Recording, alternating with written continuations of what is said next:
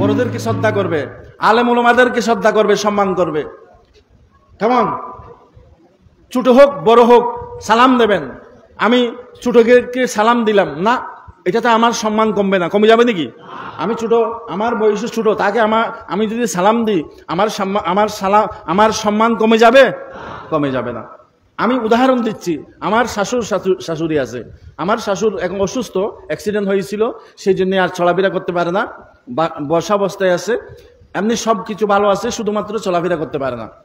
আজ পর্যন্ত, আজকে প্রায় 30 বছর হয়ে গেল আমার বিয়ে হয়েছে, এখনো পর্যন্ত আপনাদের বিশ্বাস হবে কি জানি না, সর্বপ্রথম আমাকে দেখলো, মোবাইলও কথা বললে আমাকে প্রথমে সালাম দেয়। আমি অনেক চেষ্টা করেছি, যেহেতু আমার মায়ের সমতুল্য, আমার পিতার সমতুল্য আমার শ্বশুর শাশুড়ি, সেই জন্য তাদেরকে শ্রদ্ধা করতে হবে, ঠিক না? কিন্তু আমি কোনোদিন এখনো পর্যন্ত আগে সালাম দিতে পারিনি। তো আমার শ্বশুর শাশুড়ির ইজ্জত কমে গেল না বেড়ে গেল? বেড়ে গেছে। অতএব মানুষ যখন ছোট হয়ে যায়, আল্লাহ তাআলা তাকে বড় করে ফেলে। আল্লাহ তাআলা তাকে কি করে?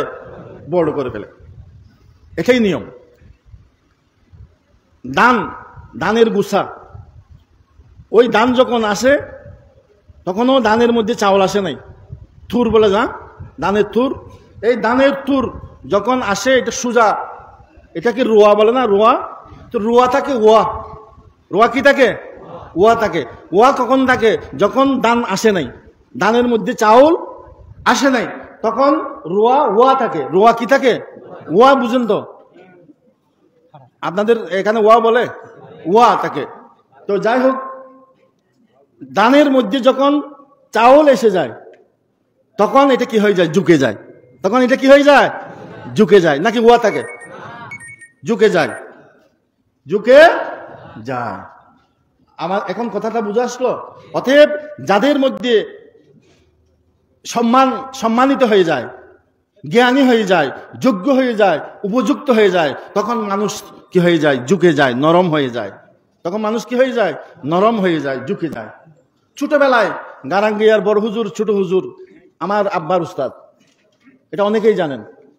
তো আমার আব্বা যতই বড় হোক না কেন, ওনাদেরকে সবার সামনে পায়ে ধরে কদমবুসি করতেন। এটা হুজুরে নিশ্চয় জানবেন। পায়ে ধরে কি করতেন? কদমবুসি করতেন। কিন্তু নিজেকে সারা দেশে জানে, সারা দেশে চিনে, কিন্তু নিজেকে কখনো, আমি যে বড় হয়েছি, আমি যে লোকেরা হাজার লক্ষ মানুষ আমাকে যে সম্মান করে, শ্রদ্ধা করে, আমি হুজুরকে সালাম করে মোলাকাত করলে তো হয়ে যাবে, কিন্তু না, উস্তাদ মুরব্বী, এই জন্যে তাদের সামনে ঝুঁকে যেত, নরম হয়ে যেত। কথা বুঝতেছেন? তো এই কারণে আমার আব্বার সম্মান ইজ্জত কি কমে গেছে না বেড়েছে? অতএব আপনারা বড়দেরকে সম্মান করবেন, শ্রদ্ধা করবেন, ভালোবাসবেন, মহব্বত করবেন, সম্পর্ক রাখবেন, যোগাযোগ রাখবেন, মায়া মমতা রাখবেন, আন্তরিকতা রাখবেন। আত্মীয় স্বজন, নিজের ভাই বোন, ছেলে মেয়ে, প্রতিবেশী, তাদের খোঁজ খবর নেবেন। মনে রাখবেন, এগুলো খুব বেশি গুরুত্বপূর্ণ। বর্তমান যুগে এগুলো উঠে যাচ্ছে। এটাকে আরবিতে সালাতুর রহম বলা হয়। এই সালাতুর রহমান এটা ইমানের অংশ,